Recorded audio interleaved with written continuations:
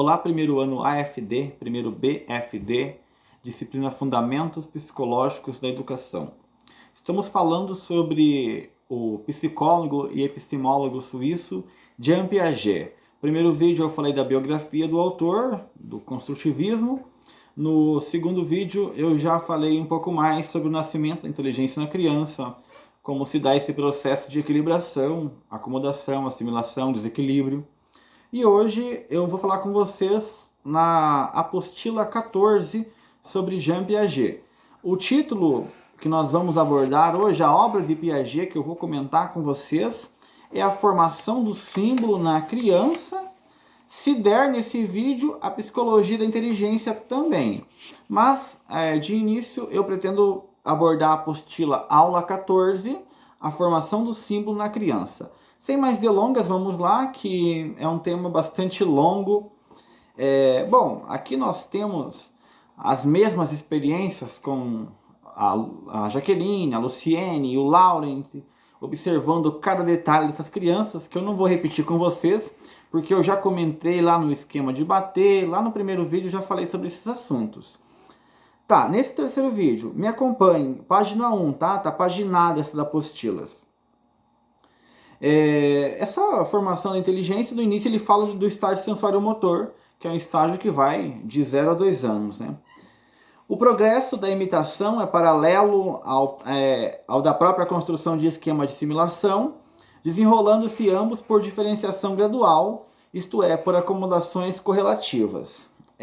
Até os 2 anos, a criança ela tem o hábito de imitar um adulto, mas ela não tem consciência dessa imitação. Eu falarei mais desse estágio sensório-motor nas obras seguintes que vão ser mais destinadas a esses elementos. Então não se perturbe de eu segurar o assunto por enquanto. E aí ele vai dizer que de 2 a 7 anos, no estágio pré-operatório, a criança passa a ser capaz de imitar, de representar. Ela vai ver um amiguinho na rua, ela vai imitar. Então coloca assim, dos 2 aos 7 anos, na página 1, capítulo 3, a imitação representativa amplia-se e generaliza-se numa forma espontânea, que é o seu progressivo desembaraço, assim como o seu egocentrismo.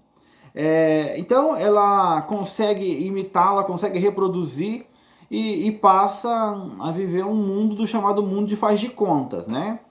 E aí altera as suas brincadeiras, a sua forma de jogar. O Piaget, ele, por assim dizer, agora já estou na página 2, tá? Ele é um teórico que fala muito sobre o jogo e assim, quando você está de 0 a 2 anos, a criança, o bebê, o recém-nascido, nessa fase de amamentação ainda, a maior parte dos jogos se referem a jogos reflexos, os chamados jogos de exercício, né? Eu aprendo a bater, aprendo a jogar. Normal, você vê uma criança, pega uma bola? Pega. Você vai lá, leva a bola lá e você fica estressado com aquilo. Ela está fazendo as experiências, está brincando dos chamados jogos de exercício. E os jogos de exercício são fundamentais. O jogo é algo que é indispensável para a criança, né? O jogo é tão importante para a criança como os nossos treinos que nós fazemos aí pela vida fora, como as nossas faculdades, nossos aprendizados. É através do jogo que ela se desenvolve. Então ela começa com a sucção nos primeiros meses, ela começa a seguir, a bater nas coisas, primeiro tem aqueles movimentos também que não sabe o que está fazendo, aqueles braços que voam, e vai se elevando cada vez mais. Até os 2 anos é a predominância dos chamados jogos de exercício. Como o nome já diz, visa exercitar a minha coordenação. E aqui não é só coordenação motora, não, coordenação visual, coordenação do sentido de maneira geral. Ouvido, enfim, bate nas coisas para fazer barulho. Tudo isso faz parte de um processo de experimentação. Ela está percebendo o espaço. Dos 2 aos 7, no estágio que nós chamamos de pré-operatório, é importante vocês lembrarem esses estágios, tá? O sensório motor é basicamente sentido e os movimentos motores, 0 a 2 anos. Esse estágio é subdividido em mais 6 estágios, só que eu não vou comentar com vocês esse subestágio, senão vai ficar muito louco. Bom, o pré-operatório vai de 2 a 7 anos. E em que ele se baseia? Ele se baseia na construção da imitação simbólica. A criança começa a reproduzir personagens. E aí predomina esse jogo que o Piaget chama de jogo simbólico. Por exemplo, uma borracha, ela transforma a borracha num carro, transforma a borracha numa ponte, ela reproduz algo que ela viu, ela reproduz uma cena do adulto na infância. E aqui vale uma ressalva. Por exemplo, em uma família onde o genitor é extremamente violento com uma criança, onde o pai é violento com a filha. Violento no sentido assim, é agressivo, manda calar a boca, trata mal, faz tudo o que não pode fazer. É normal a criança reproduzir a atitude do pai, só que ao invés de reproduzir no brinquedo um pai violento, ela reproduz no faz de conta, digamos que fosse um pai que é bonzinho para sua filha, um pai que ama a filha, que gosta dela. Então, através do jogo simbólico, se você for alguém atento, se você tiver a possibilidade de atentar para do que a criança brinca, ela diz muito sobre o contexto em que ela está inserida. Mãe, você quer saber sobre o que acontece na creche? Você quer saber o que acontece em tal lugar? Se você olhar a brincadeira da tua filha, a brincadeira vai te dizer muito sobre isso. Se ela brinca, por exemplo, de uma professora que ela adora, de uma professora que ela ama, será que ela não está fazendo uma transição dessa brincadeira? Então, o jogo simbólico, a criança não só representa a realidade, como ela representa como ela queria que a realidade fosse. O pai que é agressivo, na brincadeira vira um pai amoroso. O cachorro, que é um cachorro que ela tem medo, vira um cachorro fofinho na brincadeira. E assim sucessivamente.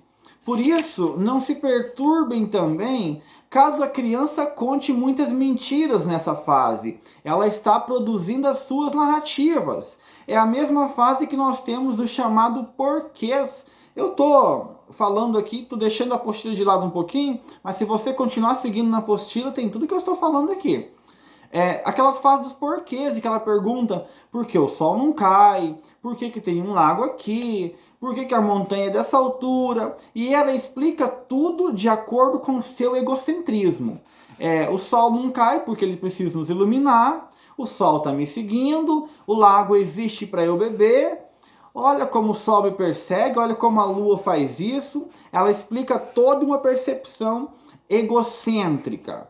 Se você vê crianças de 2 a 7 anos conversando, eles não estão conversando, eles estão falando para os outros, mas eles não escutam, eles não modificam seu comportamento, só pensam nela.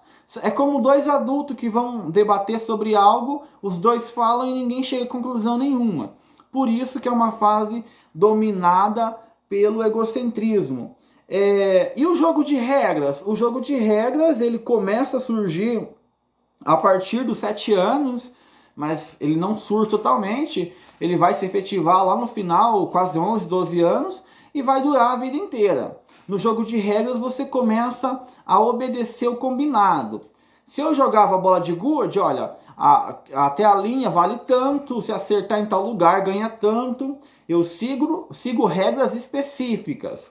Eu aprendo a controlar minha vontade. Por exemplo, numa brincadeira de esconde-esconde, minha vontade era ganhar, mas eu entendo que eu posso perder. Então o jogo de regras, que é um jogo que basicamente ensina a criança a respeitar o outro, a relacionar o outro, a entender que tem que respeitar certas normas para poder brincar, logo para poder viver em sociedade.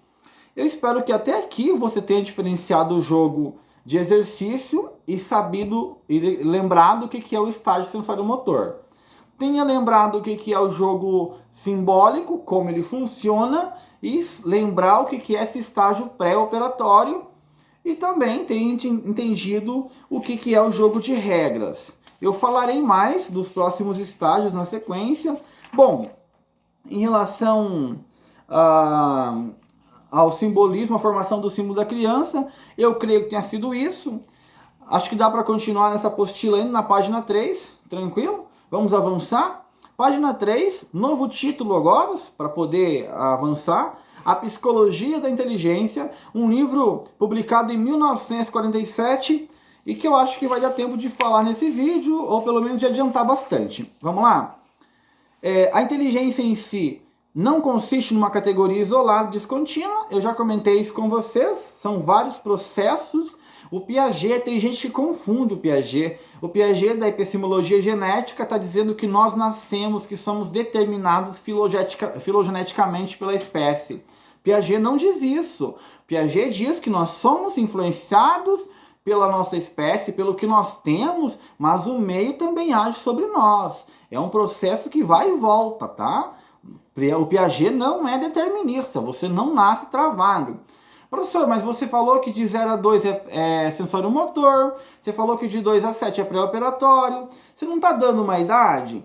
O Piaget achou essas idades como uma média. Tem criança que vai sair da média para baixo ou para cima, como ele mostrou. Por exemplo, em pesquisas feitas em regiões rurais do Irã, ele tem vários colaboradores, né? Teve um tempo que ele trabalhou no Instituto J.J. Rousseau, então ele recebia várias pesquisas. Ele percebeu que as crianças iranianas do campo, onde a maior parte das pessoas não eram alfabetizadas, apresentavam uma defasagem de 2 anos em relação às mesmas crianças que estavam com 7, 8 anos.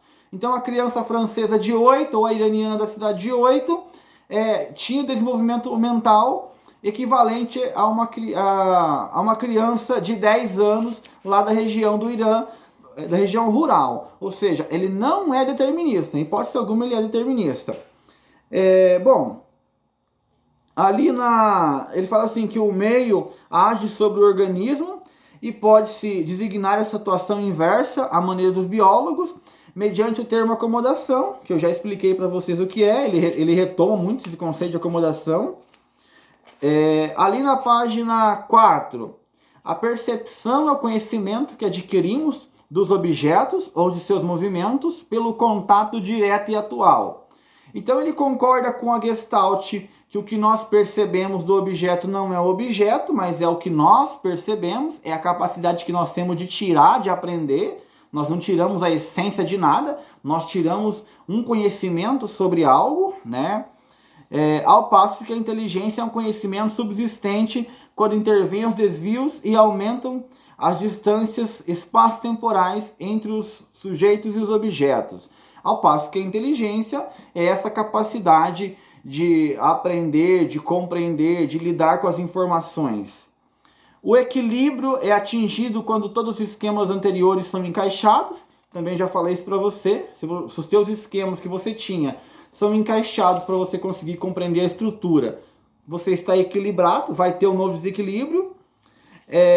E aqui, através do equilíbrio, você consegue evoluir para a mente, né? Você consegue ter novos elementos. Por exemplo, você consegue compreender que para uma criança, quando ela aprende sobre altura, quando ela aprende sobre largura, se você pensar bem, ela precisa de muitos elementos para aprender. Tem um exemplo que o Piaget fez, que foi pegar 1 litro de água e despejar num objeto semelhante à minha garrafa, comprido, depois despejar o litro em um recipiente largo. A maior parte das crianças não são capazes de entender que o mesmo litro de água permanece igual nos 2 recipientes. Então, o que o Piaget fala a respeito do equilíbrio?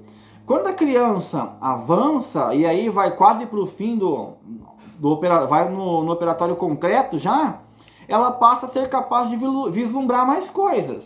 A criança antes que só via altura ou só via largura, passa a ser capaz de ver a altura, largura e de comparar. Então, o equilíbrio, a acomodação, dá à criança o poder de comparar coisas que não existem na prática. Não existe junto o largo e o estreito nesse mesmo objeto. Eu tenho que imaginar esse objeto aqui e analisar o outro largo, certo? Quando eu olho para estou olhando para esse objeto, o outro largo sai da minha visão. É preciso que eu tenha o objeto largo na minha mente para poder comparar com ele. Vocês percebem o que eu estou dizendo?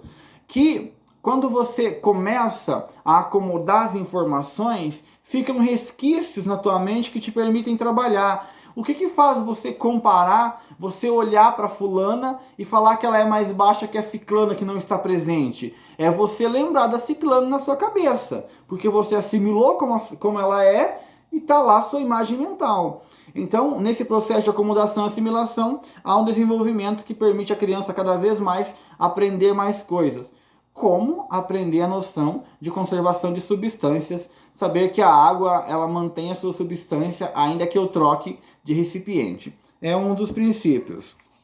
Bom, a criança até os 11 anos, ela aprende a operar sobre os objetos, ela aprende a bater, como eu falei para vocês, ela aprende a jogar, mas ela não é capaz de abstrair, de ter na mente, de guardar na mente essas informações para poder trabalhar com elas.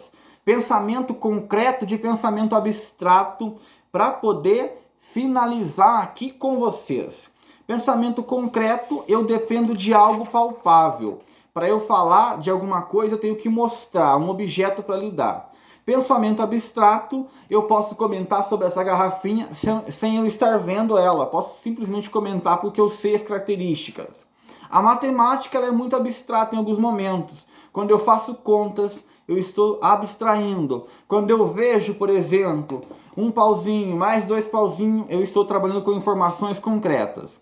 A rigor, as afirmações conceituais, eu vou trabalhar isso com vocês nos próximos vídeos. As crianças dependem do concreto, dependem de ver a letra, dependem de ver o objeto. Para finalizar o vídeo, nossa, eu falei muita coisa, falei bem acelerado, então diminui o ritmo desse vídeo, vejam devagar, tá? Para poder entender. Para finalizar, eu queria comentar sobre algumas características que são permitidas. Por exemplo, que são possíveis quando você assimila e acomoda. Composição. Eu consigo comparar objetos que estão separados, conforme eu já disse para vocês. Eu comparo essa garrafa com a outra da minha bicicleta e eu consigo imaginar qual que é maior, mesmo eu estando apenas com uma em minhas mãos. Reversibilidade. Se eu sei que 5 mais 3 é 8, eu sou capaz de fazer o processo reverso. Se eu sei que todo homem é mortal, eu sei que Pedro é homem, eu sou capaz de entender também esses conceitos. Reversibilidade é a capacidade de você raciocinar para frente e depois você retornar aos conceitos. Eu sei que 5 mais 3 é 8, 8 menos 3 vai ser 5. É algo que demora a criança a adquirir também, 7, 8 anos às vezes. De modo abstrato. Conservação é o que eu falei para vocês, eu entender que o líquido aqui, ainda que eu mude de forma, vai conservar. Eu creio que eram essas as questões que deveriam ser faladas, né? Espero que vocês tenham entendido então ali os 3 tipos de jogos essenciais, tenham entendido o que é operatório concreto, esse estágio que eu comentei com vocês de 7 a 11 anos também, tem entendido o sensório motor, tem entendido o pré-operatório e falaremos um pouco mais a respeito desses temas. Qualquer dúvida, basta perguntar.